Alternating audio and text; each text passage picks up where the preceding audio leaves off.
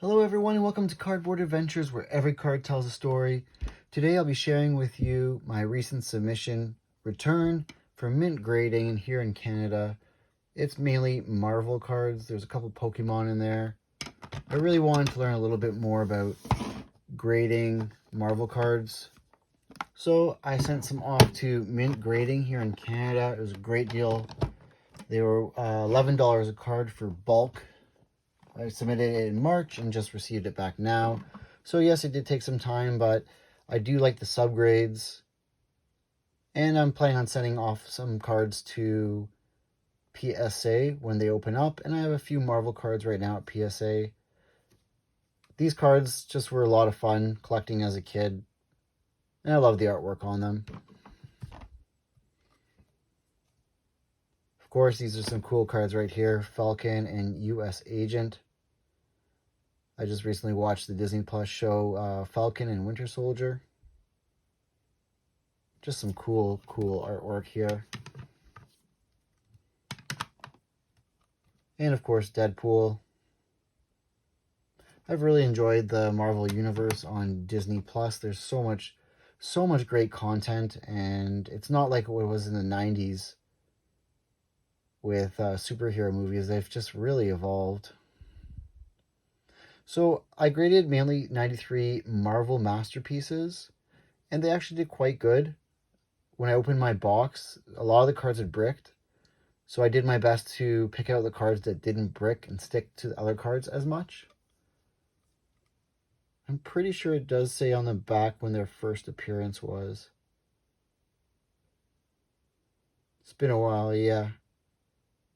Yeah, it does. I believe it's just right here. It just shows when the superhero had their first appearance. Here's a really cool card. Spider-Man versus Venom. This is the 93 Marvel Universe. And these ones are really tough for the edges. They're just, the way they are factory cut, there's just a lot of whitening. It's hard to see on the camera. I have some lower grade ones that came back 8.5, but everything was 8.5, 9, or 9.5.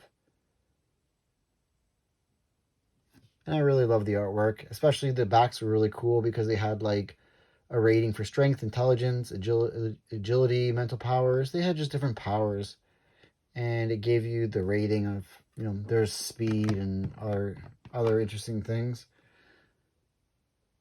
So this one's really nice, the Spider-Man. Just, really cool artwork.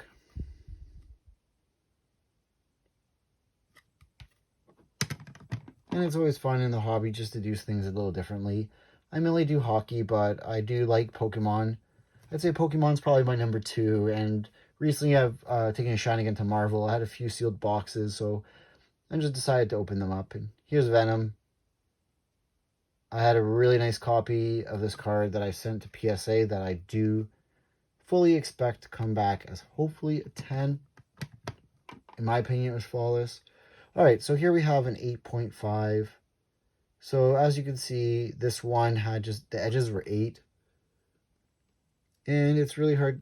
Yeah, it's mainly down here. Right there. And that's how they came out of the pack. That's the way that they were cut. There's another Iron Man. This one came back a 9.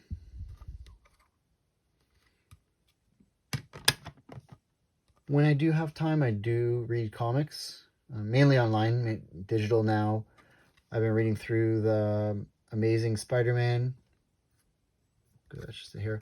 I've been reading through Amazing Spider-Man, and typically I'll read through like a 50-issue run, and then I'll leave it alone for, sometimes even up to 6 months, and then I'll just continue. And I wish I had more time, but adult life calls for a lot more responsibility. Wolverine and Venom. And that's cool. So in the back it does tell you about the battle that they fought. These were, I believe, called like Dyna Etch or something like that. So they're like a nice foil. I wish that the lineup was a little better for the foil. Like we have Mean Streak. It's just basically like these superheroes that, you didn't really hear too much of. At least not for me. I don't even know what if they're like X-Men related or anyways. And I did get quite a bit of 9.5s, which was nice. No 10s, but Mint is definitely known for being a little bit tough on giving out 10s. They're actually really difficult to grade with, is the consensus, just for just how hard they are, that they're either comparable to PSA or harder. And I actually really like the cases look really nice.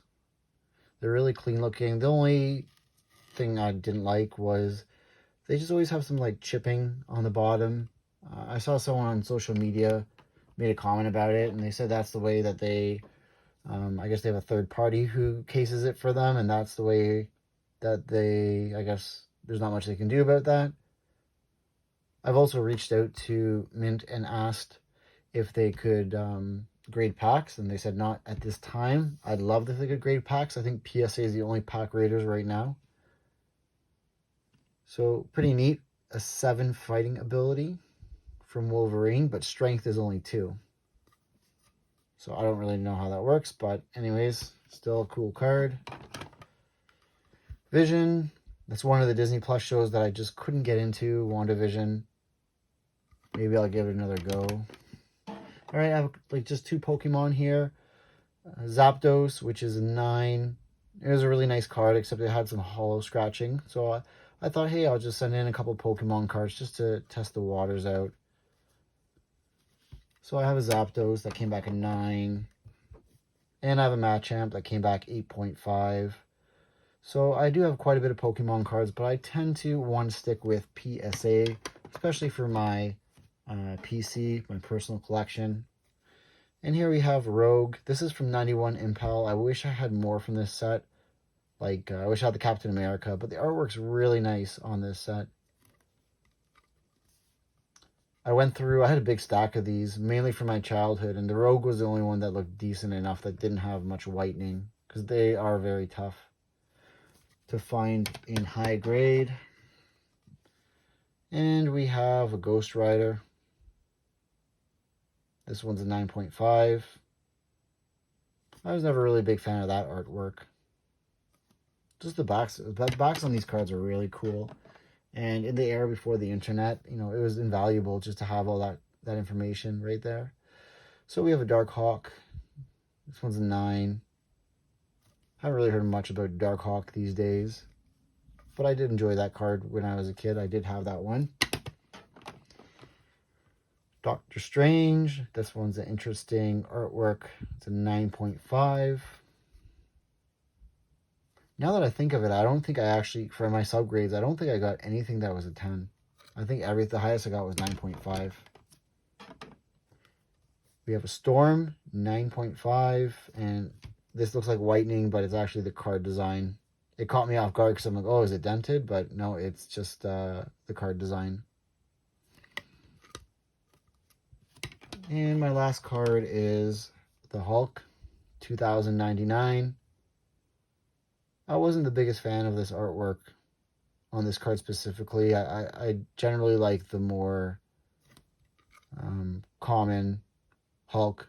Again, it's Hulk 2099, so he looks a little different, but you know, I just generally like the normal Hulk, and maybe one day I'll dive into that series, the original one. So there you have it. That's my submission to Mint. Maybe I'll plan in the future to send more to Mint. Right now, I've been waiting with PSA just to see what will happen. I'm truly hoping that they will reopen submissions sometime soon. They're still getting caught up on the backlog. And I think it's still going to be probably, you know, 6 to 8 months, maybe, until we're going to see like lower rates, like a $20 or $30 bulk submission. So I really hope that that happens. I know I have quite a bit of Pokemon cards in hockey and Marvel to submit to them that I'm just keeping off to the side at the moment. But I do appreciate you checking out this video. Please subscribe, like, comment, any constructive feedback, anything you'd like to do. Please, please feel free to do so. And if you're not following me on Instagram, I am Cardboard Adventures. Thank you for tuning in, and hope you enjoy the rest of your day.